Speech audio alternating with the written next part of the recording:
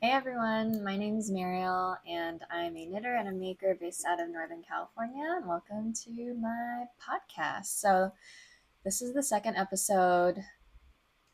Thank you for being patient with me as I've been traveling the last few weeks and just wanted to kind of recoup and gather my bearings before I came back on and talk some more about some stuff that I'm making and that I got and that I'm working on. So, for finished objects, the first thing I don't have to show because it was a gift knit, but I did show some of the yarn maybe in the first episode, but it's a pair of DK weight socks that I gifted a relative, and I used these two yarns to make them, and I held the yarns double, so that's why there's like 4 balls. But this is a DIY hand dyed pink yarn that I use, sock yarn, fingering weight. Um, and then this yellow yarn is not DIY hand dyed. This is Cascade Heritage Sock in mustard. So I had the pink, if you can tell by the amounts that I had left over. I started with 100 grams for both, but the main color was this pink color, and I have a little under 30 grams, about 29 grams left of this yarn, and about 77 grams left of this yarn. And I use this for the heel and the toe only. All the like detailed amounts for like my stitch count and everything are in the Ravelry project page. So that's that. But I did want to note that I did a shadow wrap heel, which is one of my favorite heels to do. And usually I still end up with like tiny holes in the corners where I've like rejoined the heel back into like the full sock. But this time, because I did a contrast heel color, I didn't end up having any gaps, which was really great. And I followed again Denise from Earth Tones Girl, who taught me the normal like shadow wrap heel construction, has a separate tutorial, a couple different tutorials based on like if you want to use a different color or contrast color for your shadow wrap heel. So highly recommend that.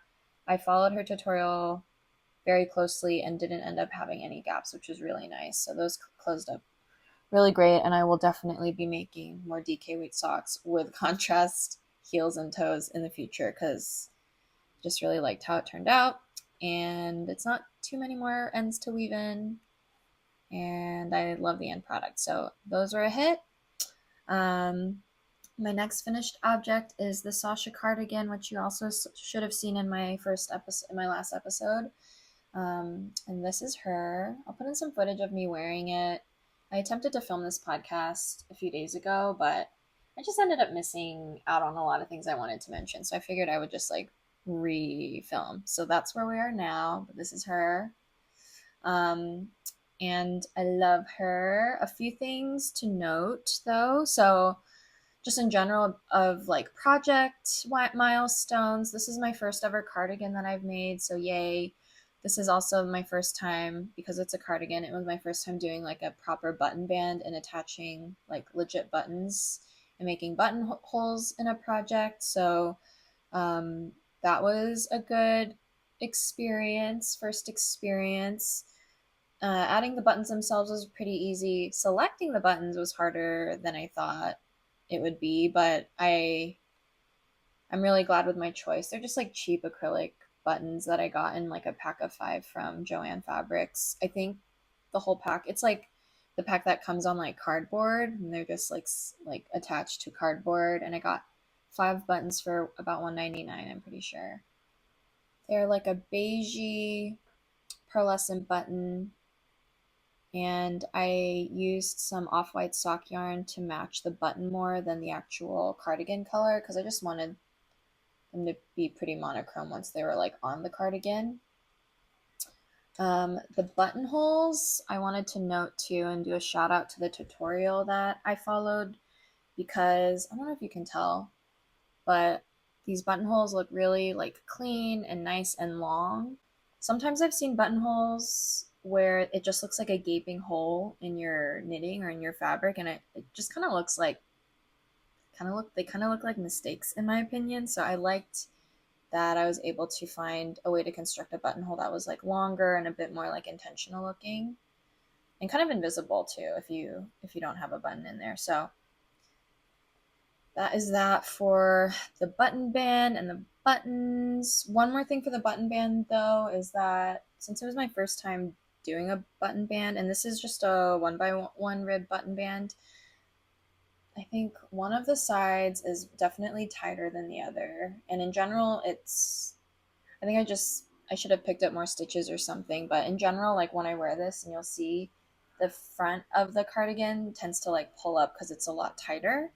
But I kind of think that works out because I tend to be like a French tucker anyway, and I'm really only going to be wearing this cardigan with like high-waisted bottoms, like pants, skirts, maybe dresses, we'll see. So kind of works out. I can just tuck in the back to kind of tuck it into my bottoms or whatever I wear this with. So I think that'll be okay. And it ended out really soft. I can wear it against bare skin if I wanted to, but I'm also probably going to just wear it over like a t-shirt or a tank in the future.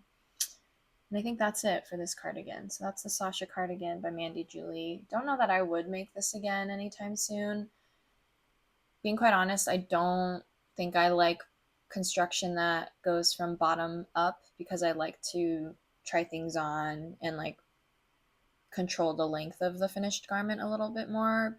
Probably because I'm a bit on the more like I'm definitely petite. I'm 5 feet tall, and I don't like things to be too long on my body. So that's that. But this ended up being like really pretty, and it holds a lot of memories of watching Breaking Bad because I basically binged all of Breaking Bad while watching this. So I should call it my Breaking Bad cardigan. Ooh, my final finished object. Let me grab them real quick. Okay. These are my final finished objects. I finished the Buttery flower socks that I showed last episode as well. Everything is Cascade Heritage sock yarn. The yellow is butter. This dark color is navy, and the red is Christmas red. Shadow wrap heel. Nothing crazy. Again, the like exact numbers of stitches and like how long I made everything will be on the Ravelry project page. So look at that if you have like specific questions on like how many stitches I used and stuff and how many rounds I did. I did make these for ideally myself, and they do fit. And I'm about a 6 to 6.5 US woman size like shoe or have that size foot. So yeah, I love how these turned out. I ended up really liking the red better. So if I end up making like another pair of these, so then I can mix and match and wear like monochrome flower or like the same, like an exact matching pair, I might just start with making a red sock first because I liked how these turned out. The only thing I wanted to mention here that I would do differently is that because I also have pretty thick calves because my legs are short, and yeah, just like the proportions of my calves make them kind of like thick, and they just like my ankles and my calves just kind of go like this because they're not very long. But when I wear these, they do stretch out a bit, and you can see where I caught my floats on the inside. And so I think in the future, and in general, I need to get more acquainted with and learn the technique of ladder back jacquard like knitting, so I don't have to catch my floats in this way. And so hopefully that it can like hide some of the darker yarn that appears in like color work like this. I guess you can't really tell as much with the red, but with the blue I feel like you can see it a little bit more. I don't think I'll wear these anytime soon, only because it is like heating up where I live in California. So these might just be decor for a while, which is fine because I also just love looking at them. So that is these socks. I should also mention these blocked out nicely. There's no bleeding or anything from the yarn. So shout out Cascade Heritage. Killing it. Okay, that's it for finished objects. We're now moving to works in progress. I'm not going to show you my air blouse from last time because it's basically been on ice and I haven't touched it, and I don't even know quite where it is right now. I have a guess, but I haven't touched it. I haven't pulled it back out. I'll probably work on it here and there, or may not work on it at all and may not even get to wear it this like summer, but that's okay. That's on ice. It's just kind of a boring project. If I had a knitting machine, I could probably like crank the sleeves out really fast, but I'm not going to get a knitting machine. So that's on hold. My second work in progress is kind of a semi-finished. It's like a half-finished object, but it is the main whip that I took with me on my travel to Asia these last few weeks, and I'm calling these my Jeju socks because I think I knit the majority of these on Jeju Island, and it was my first time visiting Jeju Island in South Korea, which it was really beautiful. The weather was awesome when we went, no rain, and the colors of the sock yarn that I used really actually matched a lot of the terrain and the nature and the beautiful surroundings in Jeju Island. So these remind me of Jeju now, which is great. But I finished one full sock once I got back. This is what it looks like. This is a self-drafted rib sock. It's a 3x1 rib, and I just did the whole leg of this sock in 3x1 rib, but then once I finished with this shadow wrap heel, I just continued the ribbing on the top half of the foot. And this blue yarn that I used for the toe and the very tip of the cuff is a red stag fiber sock yarn that I've mentioned in the past because I've used it in other sock projects, but it is the sock yarn in French waistcoat. So beautiful. I really love this color. I want more things in this color. I feel like I always say that. But yeah, one sock is complete.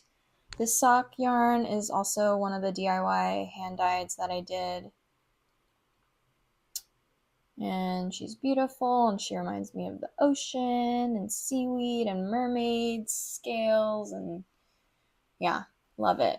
I was actually thinking of making the Mermaid Avenue socks by Summerly Knits because she had posted about them recently, and I felt like this was the perfect yarn colorway because she highly suggests using a variegated yarn to do that pattern. So we'll see if I have enough once I'm done. I should. There's plenty of yarn left. And these are made for myself, again, or somebody with a smaller foot. So we'll see where these end up. But yeah, these are really fun to make. And I'll probably start these just to have on the go as like my main commuting mindless knit. But yeah, those are my Jeju socks.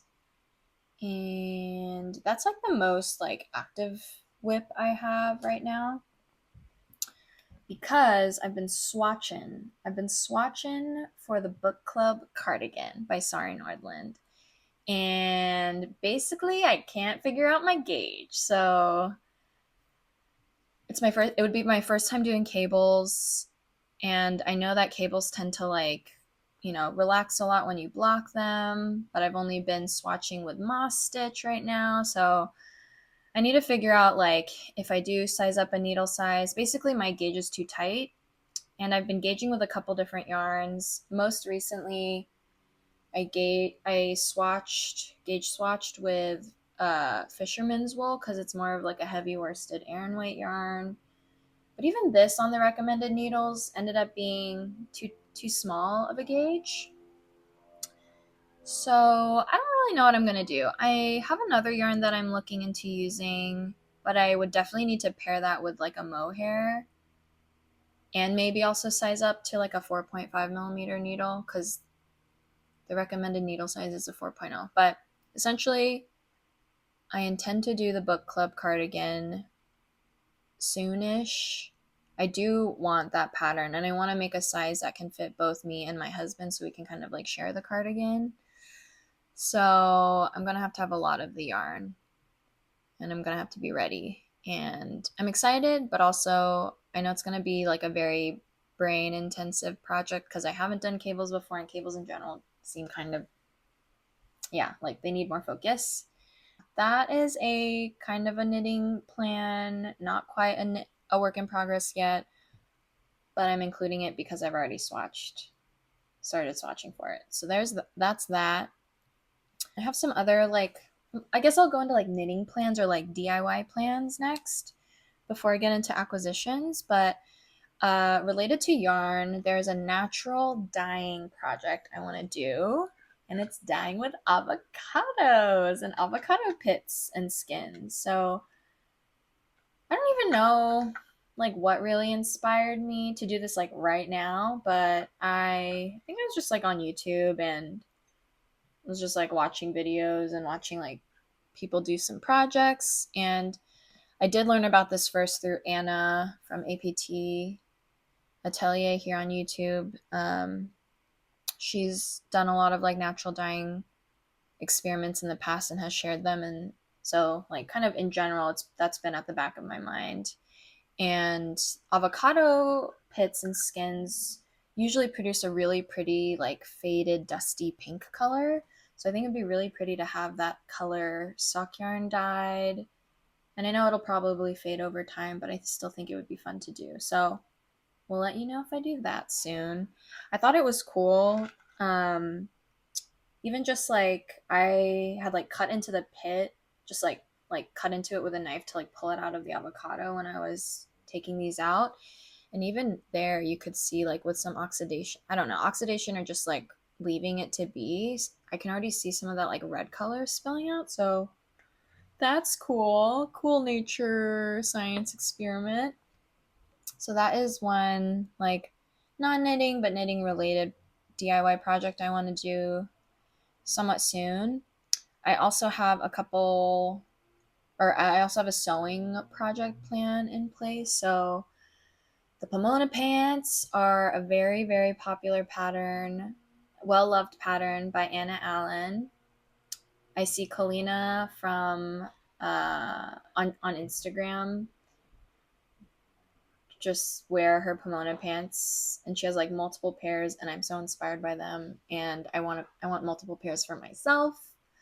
But I think I'm gonna start by making a pair of shorts first, because I want either some like gingham shorts or striped shorts, kind of getting at that like boxer vibe trend happening right now. So I think I'm going to try to source some fabric either from the thrift store, um, and if I can't find anything, then I'll probably just go to like Joann Fabrics.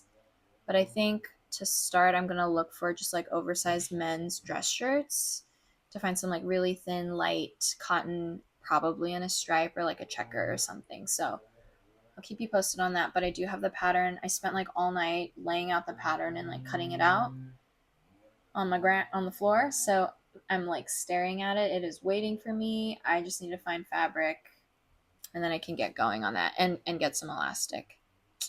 So that is that. Now for acquisitions. I have some fun acquisitions because I went to Korea and Taiwan on my trip. I was able to visit Panu Iyagi, or Needle Story is the translation, which is a really, really cute, super aesthetic yarn shop in Korea, in South Korea. And yeah, I was able to get some cute stuff. I didn't go super ham when I was in the store because it was like literally the last day before we came home. I'd already gotten a bunch of stuff, namely a lot of like cosmetics and skincare on my trip. So I had limited storage space. So I went in with like kind of a plan.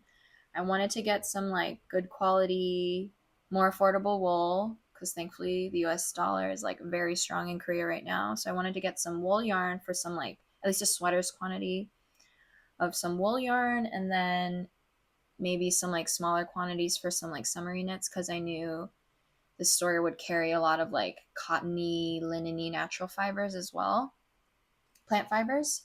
So I went in with that in mind, and then I was really hoping to find really cute like notions. Like I thought they would have a lot of like cute stitch marker options and things like that, but they didn't end up having that many. They had a lot of like functional notions, which makes sense. But yeah, I thought there would be a lot cuter options for like stitch markers, specifically stitch markers. And I figured that would be easy to like bring back home, but maybe I couldn't find them, the section, or yeah, I just glazed over it and missed it in the store, but didn't find that. But I will show you what I got. So yarn wise, one of them is back here. The other two cones of this are wrapped in plastic and they look like that. So in order to save your ears from any crinkling, I'll just show you this one. This is, they call this their cream cashmere wool. And I got this, I believe the color is, it's like number 17. The name I think is like M Clay.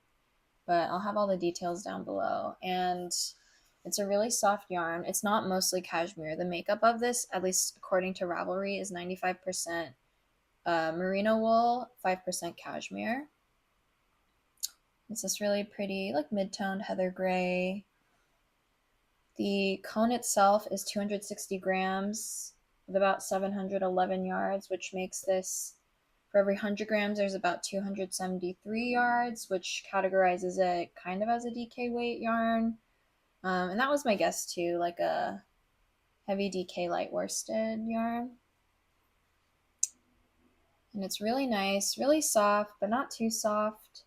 And the cost of this was really good. So one whole cone is 32,000 won, which came out to about a little over $23 per cone, which I think for that much yarn is a great deal. It feels pretty good quality.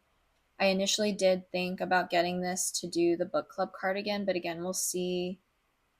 I would definitely have to pair this with like at least a mohair or maybe like a fingering weight of something or lace weight something. So we'll see if that ends up happening. If not, I will be more than happy to use this for some other sort of slip over, and I have a lot of it. So 260 grams times 3.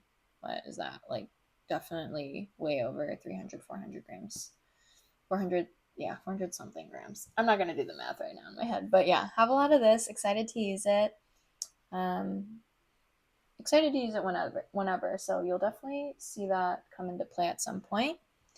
And then in terms of the cotton yarn that I found, I got 3 balls of this cotton slub yarn. And this is 100% cotton, made in Korea. Also a DK weight according to Ravelry. 100 grams each, about 252 yards per ball.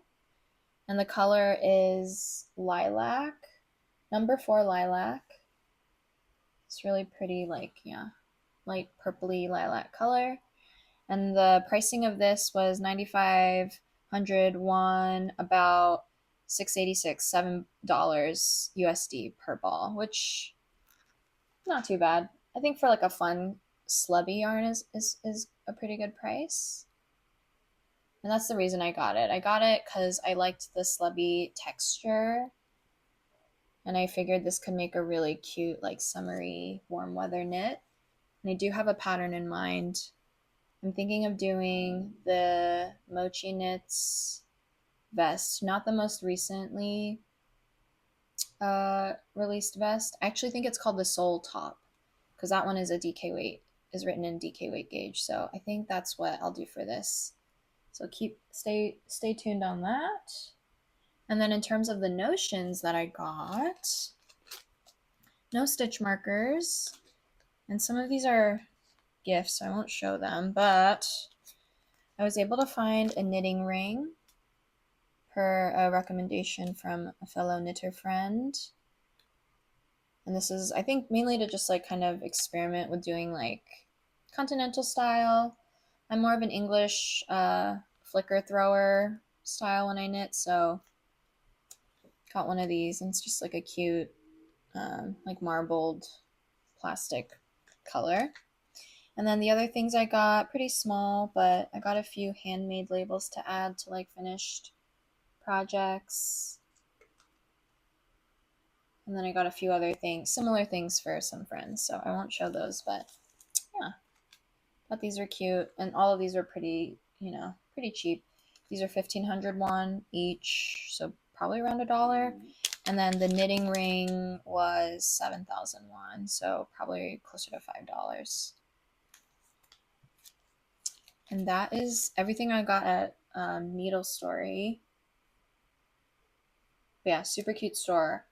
If you plan to go yourself, just note they do not accept cash. I was like hoping to spend the rest of my Korean cash just at the yarn shop, but I was like pulling it out, and they're like, no, we only take cards. So I had to pay with card.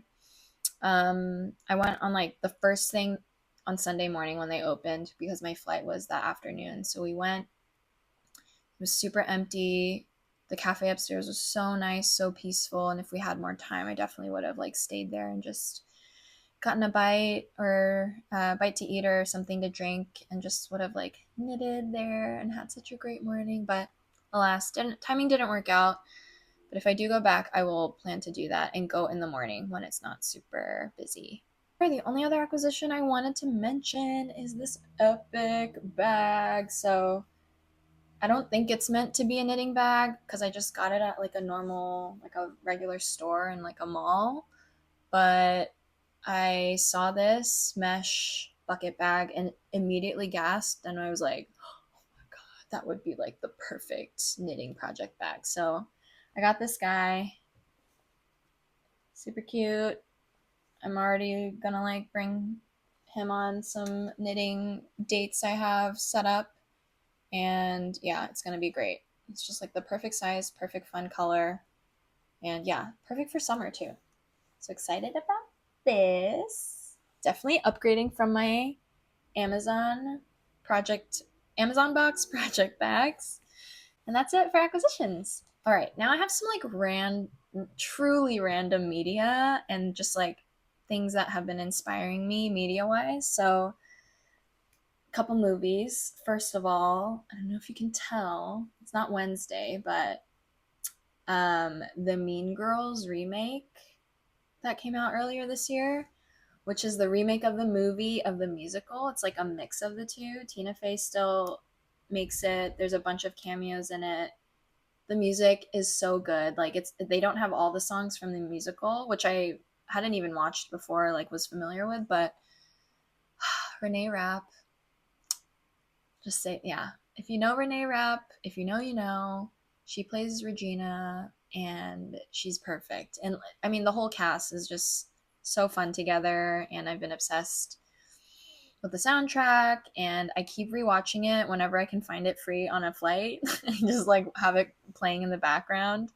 And we'll happily rewatch it. So if you haven't watched it and you love like a fun musical-ish movie, or if you just have a love for Mean Girls, I highly recommend watching it. It's so great.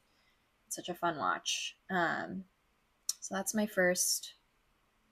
It's my first media obsession. My second media favorite obsession.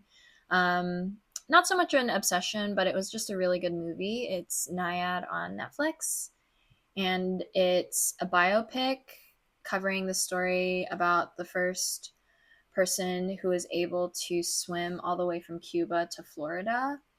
And just this woman's story is so epic, and it made me bawl my eyes out.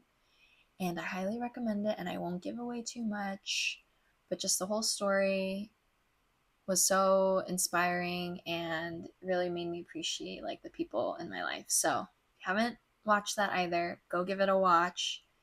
It's definitely more like, like serious, but also just really heartwarming and a good watch. Yeah, let's see. Moving on to like home content. I don't know, maybe it's because I'm back home now. I'm not really traveling for a while, like doing any big travels. I have a lot of like home inspiration coming my way. Trying to get into the mindset of like making a home. We're renters, so just kind of making this place function better for us and make it feel better, look better, yeah, and function better for what we need.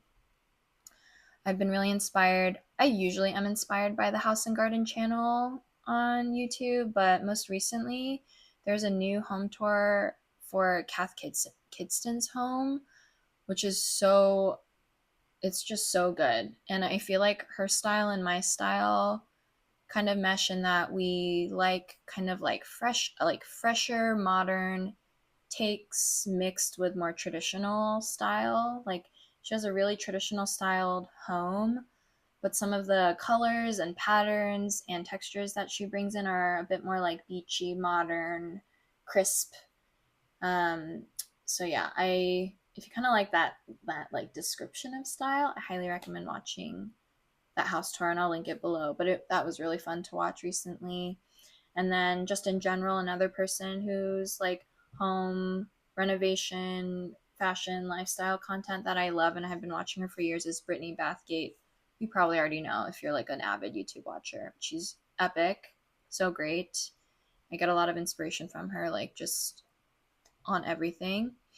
And then lastly, of course, if you are a avid YouTube, watcher also, you'll probably know Paige Wassel, but I got on like board the Paige train when she was first getting really popular and then kind of like stopped watching for a while, but now I'm watching again. I'm like eating up all of her content. And yeah, I think just in general, I go in like waves of like being really inspired for like home decor and then not being so inspired and also needing to save money. So those people I've been watching, or those pieces of content I've been watching and really like it.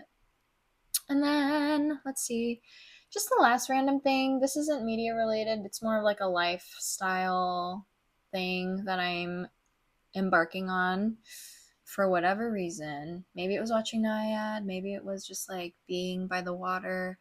I've been more inspired to take up swimming again. And I was never a competitive swimmer, but I did do like recreational swim team when I was younger. And I've always felt comfortable in the water. So I am joining a new gym that has like swimming facilities. And yeah, we'll see. I have yet to go on my first swim in a while. But I have like, I pulled out my cap and goggles and my like athletic swimsuit. So we'll see. I'm excited. I have a tour of like this new gym that I'm planning to join tomorrow morning. So we'll see. Maybe I'll come back next episode with like the tan lines around my eye, like raccoon eyes from the swimming goggles. But yeah, that's just like a random life thing. And yeah, that's it for today's episode. It's the end of May, so I feel like summer's like fully, properly kicking off, at least here in the Bay where I live. Yeah. Thanks for watching. I'm going to try to keep these coming up more consistently, maybe making other types of content, and I will see you next time.